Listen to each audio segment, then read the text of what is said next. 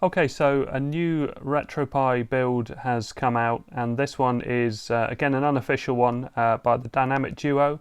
It's called CRT Blast, and this is on Arcade Punks. So if you want to find it, you just need to go to front end downloads and Pi 4 images and look for CRT Blast. You can see there's all sorts of things that they've put in there. I've downloaded the 64 gig version. There is a 64 and a 128. The 64 gig version is exclusively arcade games. I don't know what's on the 128 version, but if someone has downloaded it, if they could let me know what sort of games are on there. I would imagine it's just various different games from systems, but it took me about 6 or 8 hours to download this image anyway, so it takes a while. Now, one really impressive thing about it, which is something that I can't really do because I haven't got two monitors to do it on. This is from the Arcade Punks YouTube channel, and it shows the dual mode. So you can see here that you've got a top screen and also the game that you're playing. So if you had an arcade cabinet and you had a screen above it, that would display all the sort of artwork and information. Really, really impressive. Certainly looks really good. Doesn't matter if you've only got a single monitor, it just detects it on boot and it works it out for you. So that is all very impressive. But so when you download it, you end up downloading a BitTorrent file, and it's like this one here, so 64 gig. When you click on that, it will launch your BitTorrent program if you have one. You can see I've already downloaded it, but you need a BitTorrent program to be able to download that. And I downloaded mine to my NAS drive. So when you download it, it will download a multiple of zip files, so 7 zip files. So there's 5 zip files. Now my Mac didn't cope with it, and I have a 7-zip program on there, but it didn't seem to work. So I put it into Windows. I've got 7-zip on that.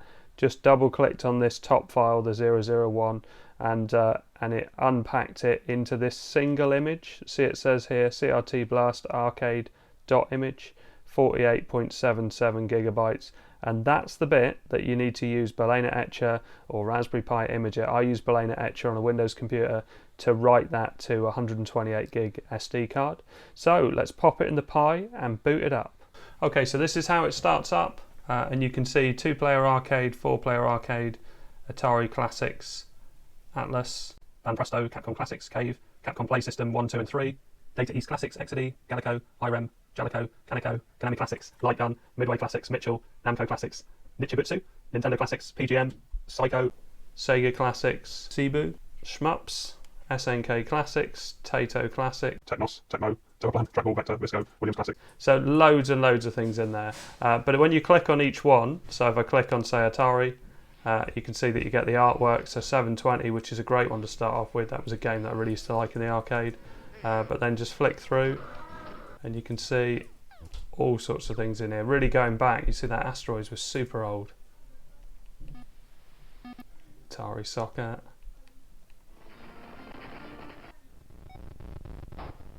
So some of them aren't as old as others when you look at the graphics. There's all sorts in there. And I guess it's got the year, yeah, 1983, 1988, 1977. Really nice look to this. So if I come out of that one and go for this Atlus one, you can see this is more up to date, 92, 95, 98. And it's really responsive. This is just running from an SD card. I've got it on a 128 SD card, so I've got plenty of room to add ROMs if I want to.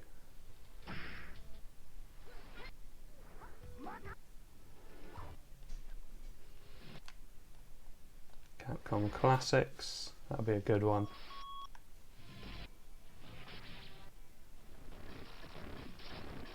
So if we were going to go into one and pick a game, let's just try this one will do.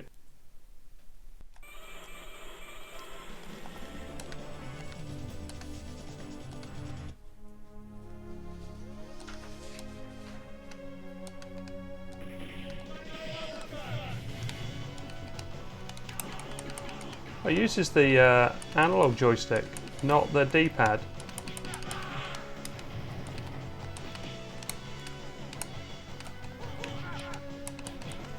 Nice and responsive though.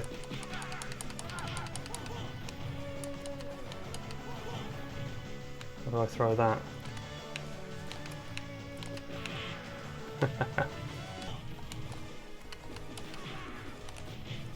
Oh, got a gun.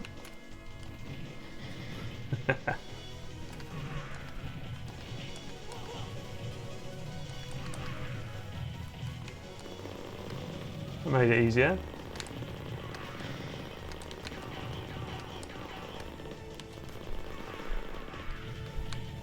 And he's going to use it to hit with that. Where do I go? Oh.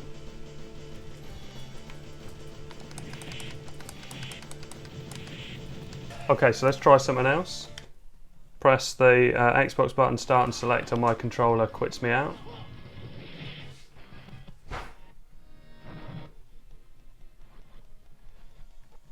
If you hold the shoulder buttons, it goes much quicker through. Off-road challenge is good though, I've just spotted that. Oh, it's not the one I was expecting. Oh, let's give that a try then. Okay, so I've got it now. So I've got accelerate is the right button, and oh, I don't think my car is supposed to disappear. I think that's just some peculiarity on it. But I have got manual gears with the X and Y buttons. Oh, neutral. Our third is the highest gear.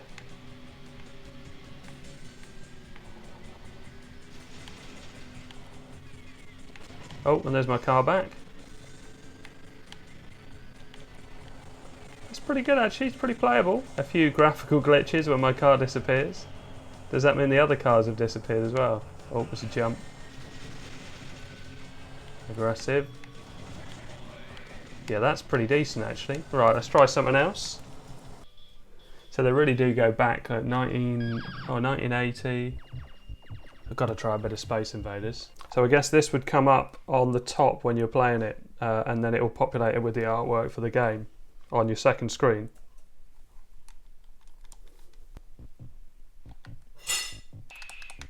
Oh yeah. Oh, nice start. So we can get that.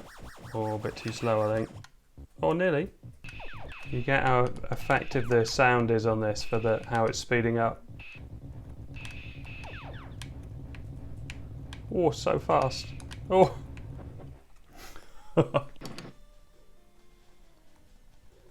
Light gun games will be interesting. Obviously you have to add a light gun to be able to play that. Although it might work, it looks like some of them work maybe with a controller moving around, but light gun games need to be played with a light gun really. All sorts in there, loads and loads of content. Right, so let's come out of that and I'll see what happens if you add a game, because you can see at the moment all that's there is arcade. There's nothing else, which is nice to have, and I might keep an image like that just as is, rather than put everything else in it, because it's an easier way to find stuff. But that is very impressive. So right, let's quit out of that.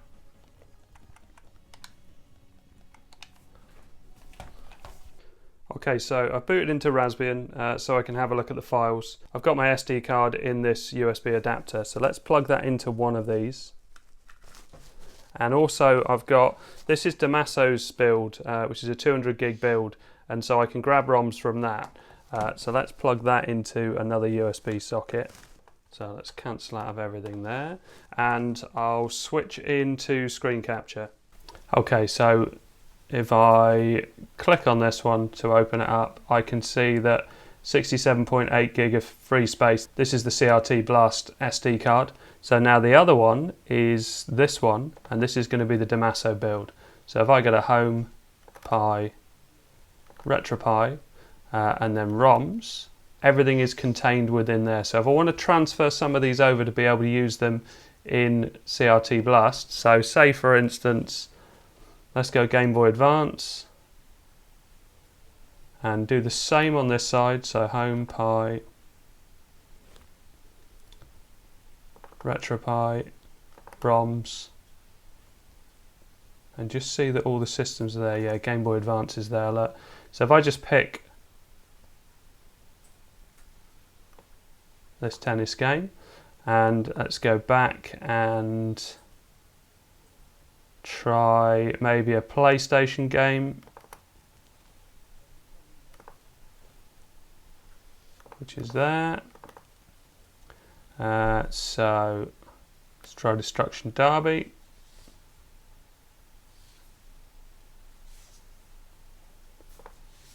And then while that's going over, let's have a look at a PSP game. Get that one to PSP. So we'll say, have I tried that Sega Rally one? So pop that Sega Rally in there. And then N64. I try Excite Bike because I've had issues with that not running particularly well on other systems. It'll be interesting to see. Right, so I've copied over those files. So they're all in the right directories and everything. If I open up Gparted, one good thing about this image, there's loads of good things about this image, but one pleasant surprise was that the image uses the available space on your card. So if I click on the card that this is the 128 gig card, and you can see that the available space is there, so you don't have to expand it. So the image is ready to use straight away, which is great. Right, so let's eject everything from the Pi, and we'll boot up with CRT Blast again.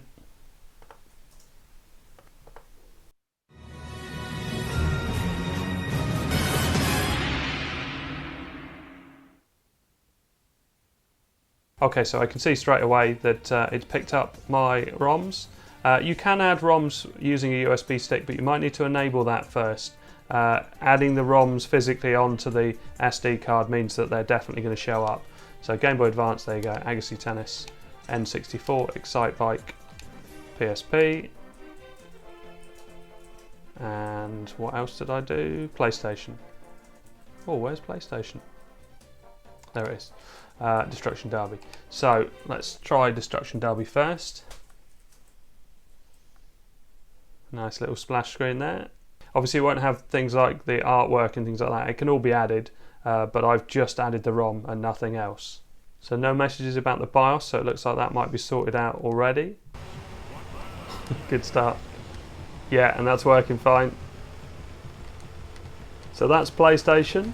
Let's quit out of that and try PSP.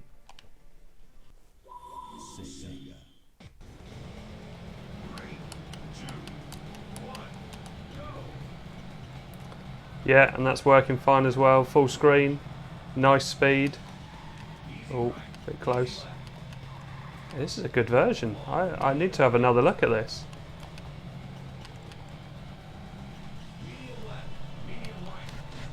Oh, big stone.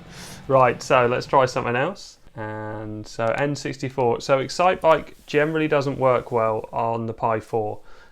It'll be nice when we got proper Vulkan support for graphics, but I tend to find that this goes a bit slow. But let's see how this is configured and how well it deals with it.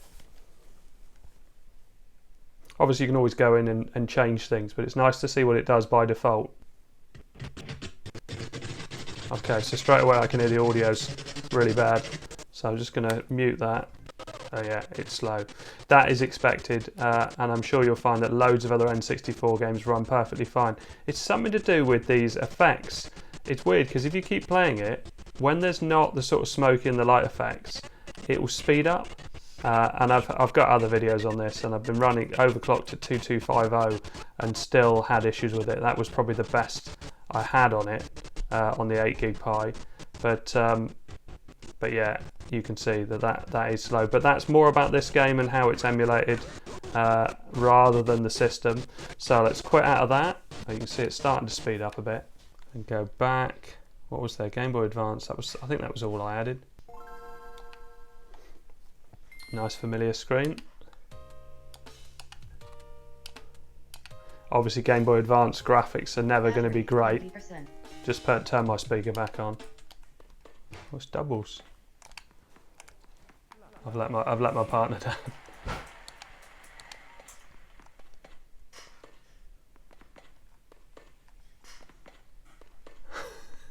I'm not doing a lot. I locked in right at that moment. Right, okay. So I'm impressed. It's a nice build. I love the arcade side of it. If you're into the arcade side, it's really nicely presented, and like the way they've split it up into all the different machines and everything, and things like just being able to look through that game, see the artwork, read about the history of it, and see what date it came out. All of that is just really good for this sort of thing. And you imagine this in a cabinet with a screen above it showing artwork from the game and all the information on the dual screen monitors. That is very impressive. Okay, so I hope this helps. Thanks very much for watching. Please like and subscribe.